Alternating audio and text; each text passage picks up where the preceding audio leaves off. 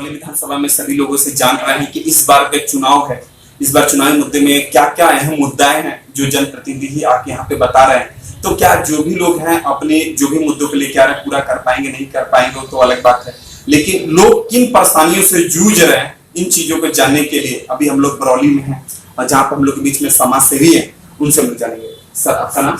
मेरा नाम चंद्रभान प्रताप सिंह हुआ, मैं गांव रतनसराय बरौली विधानसभा से हूँ। सर मैं जानना चाहूंगा सर इसमें कि आपकी इस विधानसभा जो कि 100 नंबर जो विधानसभा है इसमें क्या क्या अहम मुद्दा है?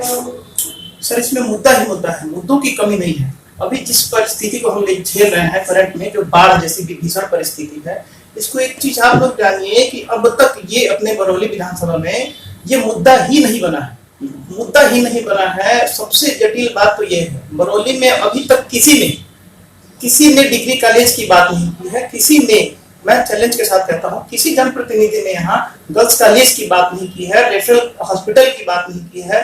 जो सड़कें हैं, जो कनेक्टिंग सड़कें हैं, जैसे मैं जिस जगह पे रहता हूँ रेलवे स्टेशन रोड रतनसराय, 30 साल से आप उस सड़क पे जा सकते हैं। मैं किसी नेता को भी चैलेंज देता हूँ कि वो पथ इतना इंपॉर्टेंट है, जो बरौली का बाईपास रोड है, बरौली बाजार की भीड़ को कम करता है, उस सड़क को भी मैं उठाना चाहूंगा कि उस सड़क से कोई नेता जा नहीं सकता है। कम से कम 3-3 फीट के गड्ढे हैं, मुद्दे ऐसे हैं। एक चीज मैं आपको बताना चाहूंगा राजनीति के बारे में कि राजनीति यहाँ की इतनी गंदी राजनीति है, और जहां जितने जिम्मेदार नेता हैं उतने जिम्मेदार ही वोटर हैं। जिन बेसिक मुद्दों पे आपको चुनाव होना चाहिए, अपनी वोटिंग करनी चाहिए, लोग उस मुद्दे से ही भटक जाते हैं। चुनाव के 10 दिन पहले जो जात की हवा बहाई जाती है उसी हवा में बह जाते हैं।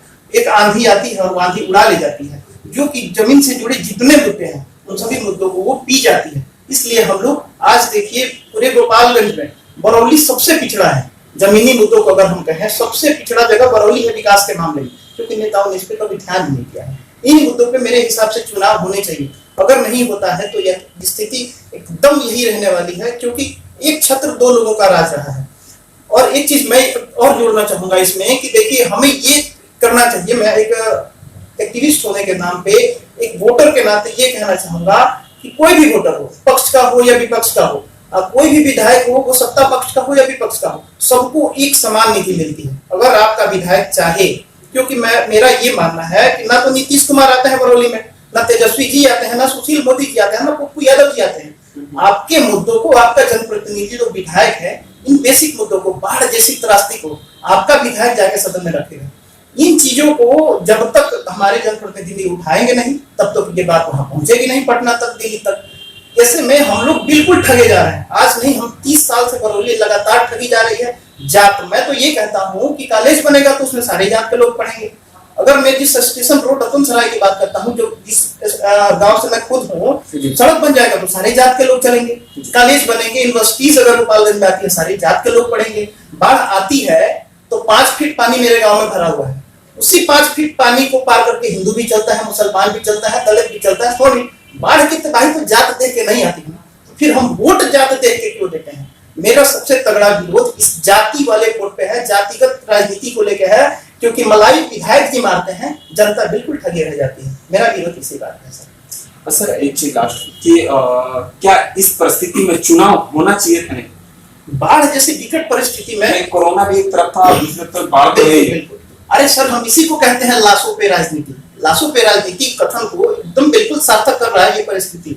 आज के डेट में देखिए कि हमने कई पेपर में भी पढ़ा कि हाँ, सारे प्रशासन के लोग चुनाव में बिजी हैं। बाढ़ से परेशान लोगों की, कम से कम देखिए देवापुर में तटबंध टूटा, वो नहर जो है, सारण नहर है, उसके रास्ते कम से कम छपरा तक जाएगा। कम से कम 100 गांव के लोग, कम से कम 20 लाख की आबादी प्रभावित होती है। लेकिन आज प्रशासन, ना ही कोई जनप्रतिनिधि उनकी सुध लेने वाला नहीं है। क्यों? क्योंकि सरकार से टास्क मिला हुआ है कि आप चुनाव कराइए।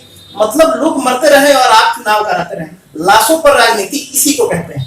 तो कहीं न कहीं जनता के बीच में काफी ज्यादा आक्रोश है। कागजों में ही सिर्फ लाभार्थी लोगों को लाभांश दिए गए, उनके पास वास्तविकता में नहीं पहुंच पाया। और भी गांव के लोगों से हम लोग जानेंगे कि क्या सरकार का जो भी लाभ रहा है उन तक पहुंचा है या नहीं पहुंचा है।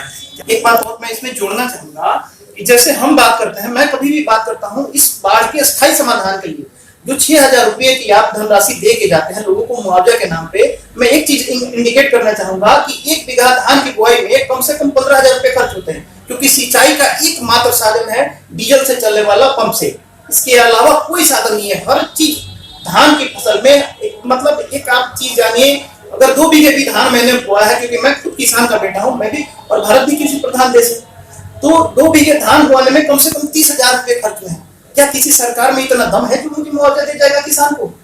एक चीजें हैं कि 6,000 रुपया देके आपके दिमाग को डाइवर्ट किया जाता है। अभी सरकारें आएंगी, चुनाव में ही दावे किए जाएंगे कि मैंने इतने हजार करोड़ रुपए लोगों के खाते में डायरेक्ट ट्रांसफर कर दिए। एक किसान होने के नाते मुझे 6,000 रुपये मिला, क्या वे सब भरपाई कर पाएंगे? हम तो ये कहेंगे कि इस बाढ़ जैसे भीषण त्रासदी का अस्थायी समाधान चाहिए। हमें ये 6,000 रुपये ऊँट के मुंह में जीरा नहीं चाहिए। मैं कह रहा हूँ कि किसी भी किसान को नहीं चाहिए।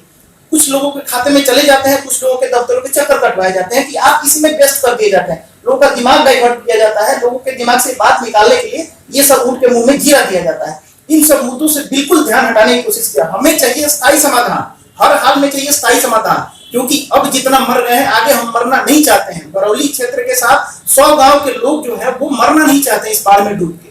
हमारा यही आवाज। तो आगे और भी लोगों से उनकी परेशानियों को जानेंगे हम लोग। लगातार हम लोग बरौली विधानसभा से जुड़े हुए लोगों से।